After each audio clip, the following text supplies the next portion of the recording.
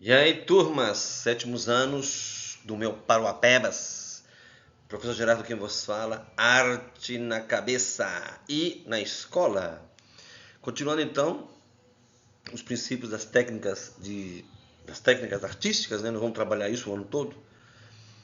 E aí vamos começar pela mais básica, que são as técnicas mais básicas, que são justamente o desenho. O desenho é, sem sombra de dúvidas, a habilidade humana mais ancestral que nós temos. Nós temos desenhos de milênios, né, feitos nas cavernas. Né? Isso vocês podem depois tratar. Vamos estudar isso no oitavo ano com a arte rupestre, né, a ancestralidade humana que foram os homens das cavernas. Homens e mulheres, né, crianças que viveram nos tempos das cavernas. Muito bem, o desenho. Desenhar é pensar com as mãos. Tá? Olha, eu já vi artistas em outros lugares do mundo que desenham até com os pés, para vocês terem ideia, tá? Mas vamos lá, vamos fazer esse percurso rapidinho. Não vai ser um vídeo muito longo, não. Bom, técnicas de desenho para criar, observar e imaginar. Evidentemente, é sem sombra de dúvidas a imaginação e a criatividade que permitem que o artista desenhe, né? Utilizando aí os mais diversos tipos de lápis, aquarela, pincéis, lápis, né? Mas o desenho é feito pelo grafismo, né? O desenho, na verdade, ele é a base de tudo, que depois você pode vir a pintar, evidentemente, ou colorir, mas primeiro é necessário que você faça o desenho, né? Você desenha o que vê ou o que acha que vê? Mas essa é uma pergunta interessante que você responda. Aprenda agora a desenhar uma cruz em 3D. Comece fazendo essa linha vertical, faça outra do lado do mesmo tamanho, faça essa embaixo e do lado você puxe essa horizontal e faça outra do outro lado. Pronto. Agora faça essas duas do lado subindo e faça essas duas verticais no meio, deixando um espaço uma na outra. Do lado você faça essas duas horizontais e lá em cima faça essa outra para deixar o formato da cruz. Agora faça essas diagonais no meio, nesses cantos. Todas elas você faz descendo. Agora faça essas linhas nessas diagonais para deixar um formato em 3D. Vai fazendo em todas. Depois que acabar nos cantos, nesses cantos do lado de fora, você vai fazer essas linhas para fazer essas rachaduras. Faça em todos os cantos essas linhas cheias de traços. E no meio você pinta ele bem forte. E do lado você pinte mais de leve, de um sombreamento de levinho.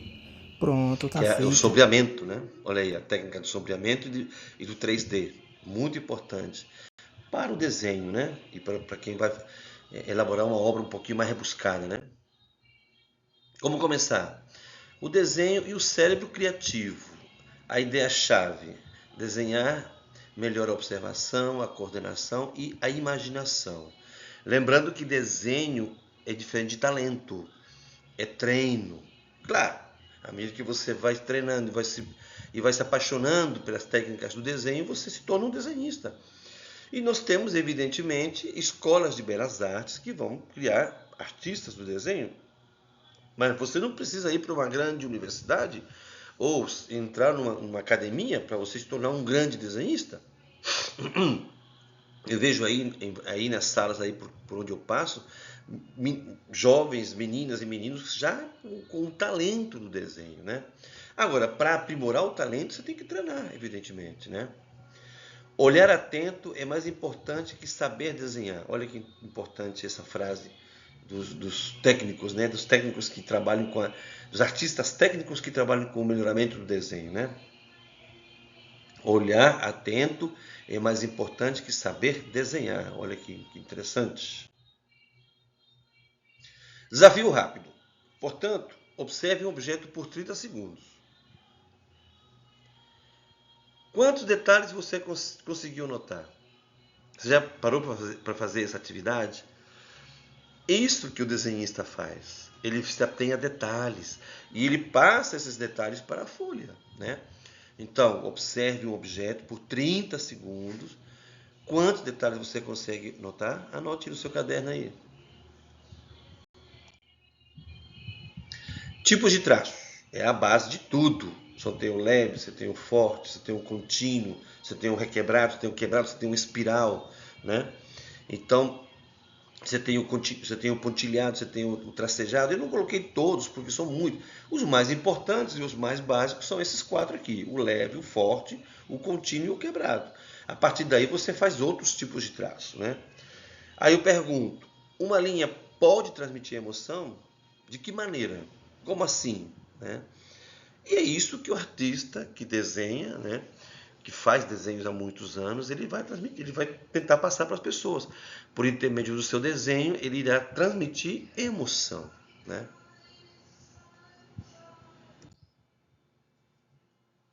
Formas geométricas no desenho também é muito básico.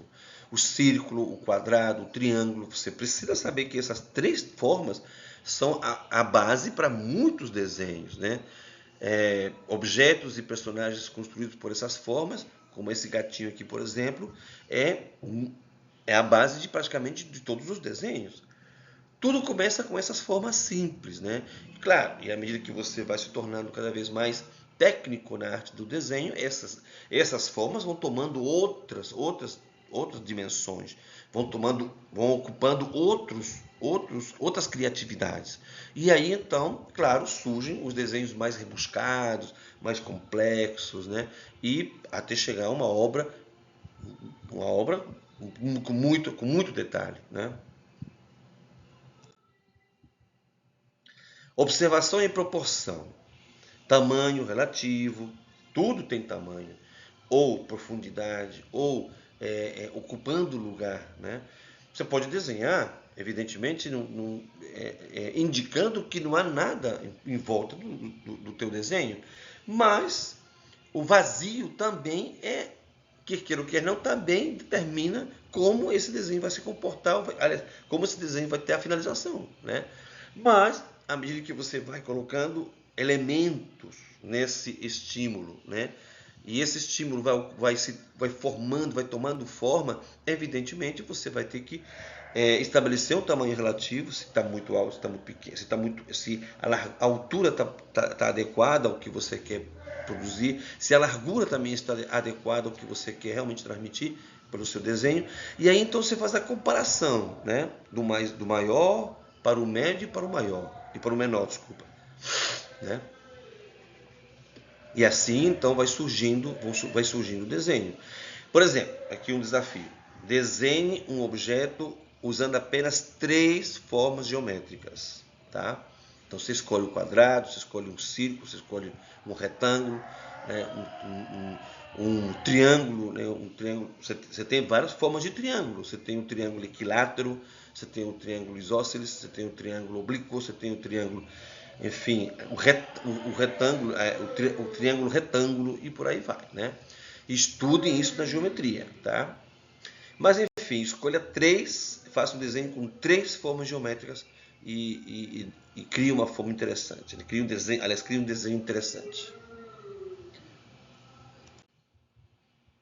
Vocês observam que em todas as aulas tem muitos desafios, tem muitos desenhos, tem muitas construções que eu peço nessas aulas. Então, o caderno tem que estar muito bem organizado. O que você vai registrar tem que ficar muito bem organizado para que você ganhe seus pontos, tá? Bom, chegamos à luz e à sombra. Essa técnica vai dando profundidade, vai dando espessura, vai dando um detalhamento 3D, e aí o objeto deixa de ocupar um plano simples para ocupar os 3 planos das dimensões que nós conhecemos: a altura, a profundidade e a largura, né? Luz e sombra. Aí tem que, evidentemente, você vai criando a fonte, você joga a fonte de luz, né? A sombra própria dessa fonte e a sombra projetada, né? Para conseguir dar um efeito tridimensional nos seus desenhos, comece treinando com as formas básicas. Aqui eu vou fazer o sombreamento de um cubo com um tom diferente em cada um dos lados. Aqui a luz vem de cima e da direita, por isso o lado de cima é claro e o lado esquerdo é quase branco. E as 2 laterais de baixo vão receber vários reflexos. Por isso os cantos costumam ficar mais escuros ou mais claros à medida que se aproximam do limite. E para aumentar esse efeito de reflexo, você usa a técnica do contraste simultâneo que eu mostrei no tutorial anterior. A luz que bate na superfície da forma reflete no chão ao redor também. A lateral mais escura do cubo vai ficar com a aparência de tons médios assim que você acrescentar a sombra projetada atrás. É muito melhor você começar a treinar todos esses efeitos em forma simples, porque fica bem mais fácil de visualizar o comportamento da luz. Viu como que vai dando volume, né? É impressionante como a sombra projetada pelo objeto, o artista, ele sabe aonde que a sombra vai ficar. E aí, então, na finalização, dá a impressão de que tem um peso, tem um volume, né? Muito, muito importante isso.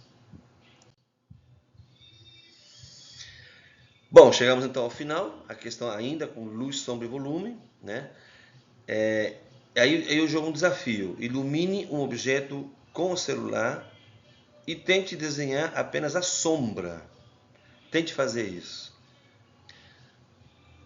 Nunca pensé que fuera tan fácil dibujar una princesa con estos sencillos pasos. Vas a hacer una secuencia de 8 letras y, en la tercera, subes hasta arriba como si fuese un globo y sigues uniendo los puntos de cada letra. Cuando llegues abajo, mira qué hermoso queda. Lo increíble es que puedes darle el color que prefieras. Ya en la parte inferior, haz este rabito y ya verás qué bonito, porque ese se convierte en la trenza de la princesa. Y seguro tu hijo o tu hija van a amar este dibujo. Ahora vas a sombrear un poco para darle un toque más realista al cabello y así quede perfecto. Mira lo real que se ve cuando vas terminando el cabello. Ahora cerca de la cabeza, añade los trazos para el hombro y los brazos. Y poco a poco vas a ir viendo como la figura que empezó con letras cobra vida. Más abajo dibuja la falda de la princesa, con esos detalles que hacen la diferencia para que así quede espectacular. Que encanto en cada línea parece sacado de un cuento. Ya quiero enseñarle esto a mis amigos o familiares. Contame si lo vas a probar, ya sea con tus hijos, amigos o familiares. Haz también el acabado del cuello del vestido y de las mangas, que le da un toque más delicado para que se vea súper realista como si lo hubiera dibujado un artista. Mira la perfección final, solo resta agregar los puntitos para terminar el dibujo. Yo quedé fascinado con esta técnica. Mais uma vez, tá vendo o sombreamento? Então, isso que o sombreamento no desenho é importantíssimo para a finalização e o aspecto, né, de realismo do desenho. Então, tenha uma boa semana. Professor Gerardo que vos fala. Não se esqueçam que é muito importante, se você for assistir o vídeo, dar o like, né? E também se inscreva no canal para que a gente possa continuar mantendo este canal ativo. Obrigado, pessoal, e até a próxima.